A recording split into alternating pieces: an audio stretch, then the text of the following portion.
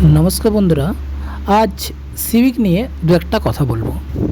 এই যে আমাদের 2024-এর যে রিক্রুটমেন্টটা, ও পুরোপুরি সিভিকদের জন্য আমাদেরকে সাফার করতে হচ্ছে। এই সিভিকদের নিয়োগ প্রক্রিয়াটা কি, কিভাবে হয়েছে এদের নিয়োগ? কেউ কি জানো? আমরা কেউ জানি না। আবার হয়তো সবাই জানি, না কোনো ইন্টারভিউ, না কোনো মাঠ, না কোনো পরীক্ষা, তারা এইভাবেই নিয়োগ প্রক্রিয়া হয়েছে। তারপরও সরকার তাদেরকে 15% রিজার্ভেশন দিয়েছে। এখন কথা হচ্ছে, পিআরবি বোর্ড থেকে একটা কাট অফ নির্ধারণ করা হয়েছে।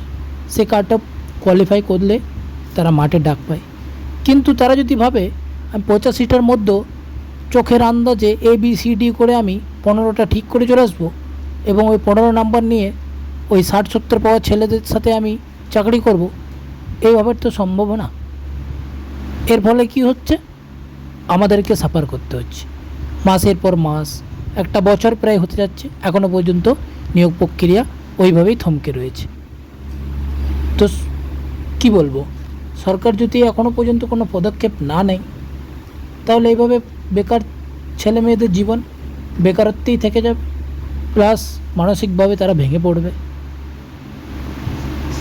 আর আরেকটা জিনিস লক্ষ্য করেছি, যে রিজার্ভেশন যে কাট অফ প্রত্যেকটা ক্যাটাগরিতে, UR হোক, SC হোক, OBC A, OBC B, ST, প্রত্যেক যে কাট অফ গিয়েছে সেটা থেকে সিভিকদের কাট অফ 15% ছাড় দিয়ে প্রত্যেকটাতেই রয়েছে।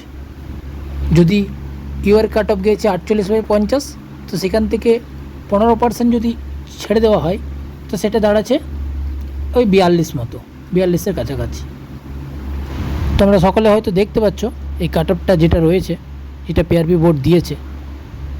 তো এটাও যদি তারা না পারে, তাদের জন্য কি আমরা সাফার করব মাসের পর মাস? জানি না এর নিষ্পত্তি কী হবে। আমাদের পিআরবি বোর্ড এবং সরকারের কাছে অনুরোধ, আপনারা যত তাড়াতাড়ি সম্ভব ভালো উকিল দিয়ে এই কেসগুলির দ্রুত নিষ্পত্তি করুন এবং এই যে 11,749 জন পুলিশ পরিবার অধীর আগ্রহে রয়েছে, তাদের মুখের হাসি আপনারা এবার এনে দিন। আপনাদের কাছে এটা